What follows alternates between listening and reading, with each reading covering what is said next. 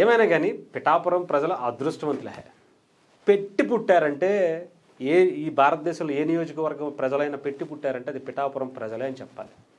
నిజంగా వీళ్ళకి పట్టినటువంటి అదృష్టం ఇంకొక నియోజకవర్గంలో ఎవరికీ లేదు. Because of Pawan Kalyan. ఈ దేశంలో చాలా రాష్ట్రాలు ఉన్నాయి, ఈ రాష్ట్రాల్లో చాలా నియోజకవర్గాలు ఉన్నాయి. కానీ పిఠాపురం అనేటువంటి ఒక నియోజకవర్గానికి ఒక యునీక్ ఐడెంటిటీ ఈరోజు దేశవ్యాప్తంగా కాదు ప్రపంచవ్యాప్తంగా వచ్చింది. Because of Pawan Kalyan. ఇప్పటి వరకు లేనటువంటి ఒక గొప్ప విజయాన్ని పవన్ కళ్యాణ్ గారికి 21 దశాబ్ద కాలం పాటు ఒక యుద్ధం చేసిన తర్వాత 2 చోట్ల ఓడిపోయారు అని చెప్పి అవహేళనలు చేసిన తర్వాత కూడా ఇక్కడ ప్రజలు పవన్ కళ్యాణ్ గారిని ఏరి కోరి వెతికి మీరు ఇక్కడ పోటీ చెయ్యాలి, రండి, మీకు విజయం అంటే ఎలా ఉంటుందో చూపిస్తాం, ప్రజలకు ఒక గొప్ప నాయకుడిని అందించేటువంటి అవకాశం మేమిస్తాం, దయచేసి ఇక్కడ పోటీ చేయండి అని ఏరి కోరి పిలిచి మరీ చేయించుకున్నారు పవన్ కళ్యాణ్ గారిని పిఠాపురంలో.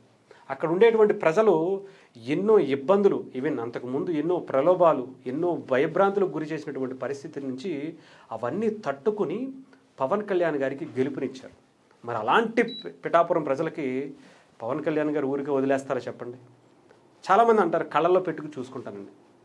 నేను మళ్ళీ చెప్తున్నా, పిఠాపురం ప్రజల్ని పవన్ కళ్యాణ్ గారు గుండెల్లో పెట్టుకుని చూసుకుంటారు. ఎందుకు అంటే అక్కడ చేసేటువంటి అభివృద్ధి కార్యక్రమాల గురించి ప్రత్యేకించి చెప్పాల్సిన అవసరం లేదు. అదేంటి చాలామంది చేస్తారు కదా అనుకోవచ్చు. కానీ పిఠాపురంలో జరుగుతున్నటువంటి అభివృద్ధి కార్యక్రమాలు వేరు. ఇప్పటి వరకు అక్కడ ఆ నియోజకవర్గానికి సంబంధించినటువంటి మంత్రి కానీ, ఎంపీ కానీ, ఎమ్మెల్యే కానీ, కేంద్ర మంత్రిగా అయినటువంటి వ్యక్తులు కూడా ఉన్నారు. కానీ ఎవరూ కూడా పిఠాపురానికి ఇంత అభివృద్ధి ఫలాలు తీసుకొచ్చినటువంటి చరిత్ర ఇప్పటి వరకు ఈ దేశంలో కానీ ముఖ్యంగా పిఠాపురం చరిత్రలోనే లేదని చెప్పాలి. అంత గొప్పగా తీసుకొచ్చారు. అంటే ఇక ఎందుకు ఇప్పుడు ఈ విషయం మాట్లాడుతున్నానంటే, పిఠాపురం గురించి చాలా ఇష్యూల గురించే మాట్లాడడం. ఈరోజు పవన్ కళ్యాణ్ గారు పిఠాపురం రైల్వే స్టేషన్కి సంబంధించి 37 కోట్లకు పైగా నిధులను కేంద్ర ప్రభుత్వంతో తీసుకొచ్చి అభివృద్ధి కార్యక్రమాలకి ఆయన శ్రీకారం చుట్టారు. దాదాపు ఒక రైల్వే స్టేషన్కి 37 కోట్లు అంటే ఆలోచించండి ఎంత గొప్ప చరిత్ర ఉందో.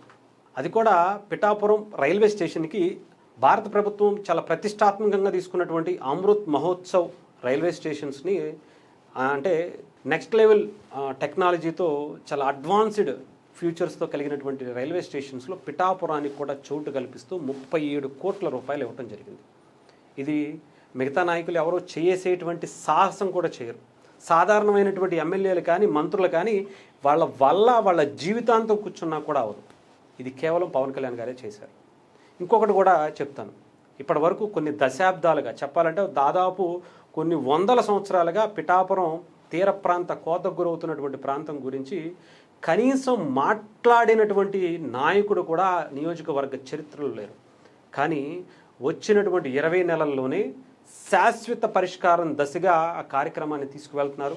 5 ఏళ్లలో పూర్తి చేపించే బాధ్యత నాది అని పవన్ కళ్యాణ్ గారు తీశారు. పవన్ కళ్యాణ్ గారు అనౌన్స్ చేశారు. అంతేకాదు, అది గనక నేను క్లియర్ చేయకపోతే నేను ఎమ్మెల్యేగా ఉండటమే అనవసరం అని ఓపెన్గా అంత గొప్పగా మాట్లాడేటువంటి నాయకుడు ఈ దేశంలోనే లేడు. అది పిఠాపురం ప్రజల అదృష్టం అని చెప్పాలి. ఒకటని కాదు, రెండులని కాదు, ఏదో రోడ్లు వేశారు, డ్రైనేజీలు కట్టారనే కాకుండా ఎన్నో అద్భుతమైనటువంటి కార్యక్రమాలకు పవన్ కళ్యాణ్ గారు శ్రీకారం చుట్టినటువంటి పరిస్థితి. రైల్వే స్టేషన్ ఈరోజు వచ్చింది. దానికి ఈరోజు తీసుకొచ్చినటువంటి నిధులు సాక్ష్యం అయితే ఉప్పాడ తీర ప్రాంతానికి సంబంధించి 350 కోట్ల రూపాయల దగ్గర ఆయన కేంద్రం నుంచి తీసుకొచ్చారు. అంతేకాకుండా ఇక్కడ రోడ్లు, అక్కడ ఉండేటువంటి నియోజకవర్గంలో ప్రతి రోడ్డు కూడా అద్భుతం. అంటే ఇప్పటి వరకు ఇంత అద్భుతమైనటువంటి రోడ్లు పిఠాపురం చరిత్రలోనే చూడలేదని చెప్పి చాలా గొప్పగా అక్కడ ఉండేటువంటి ప్రజలు చెప్పుకుంటున్నారు. దాదాపు ఒక్క జనసేన పార్టీకి సంబంధించి సభ్యత్వాలే ఆయన మెజారిటీని దాటిపోయాయి. అంటే ఆలోచించండి, ఈసారి పవన్ కళ్యాణ్ గారిని అక్కడ ఎంత గుండెల్లో పెట్టుకుంటున్నారో ఆయన్ని ఆలోచించుకోవచ్చు. ఇంకా అక్కడ స్కూల్స్ బాగాలేదా, స్కూల్స్కి సంబంధించినటువంటి ఆధునీకరణ చేస్తారు. దాంట్లో ల్యాబ్ లేదా, ల్యాబ్ ఇస్తారు. లేదంటే డిజిటల్ బోర్డులు లేవా, డిజిటల్ బోర్డులు ఇస్తారు. సిస్టములు లేవా, సిస్టములు ఇస్తారు. ఆర్ఓ వాటర్ ప్లాంట్లు లేవా, ఆర్ఓ వాటర్ ప్లాంట్లు ఇస్తారు. చదువుకునేటువంటి వాళ్ళకి స్కాలర్షిప్లు కూడా ఆయన సొంత డబ్బులు పెట్టి, మీకు ఇప్పటిదాకా చెప్పినటువంటి స్కూల్స్కి సంబంధించి అన్నీ కూడా ఆయన సొంత డబ్బులు పెట్టి చేశారు.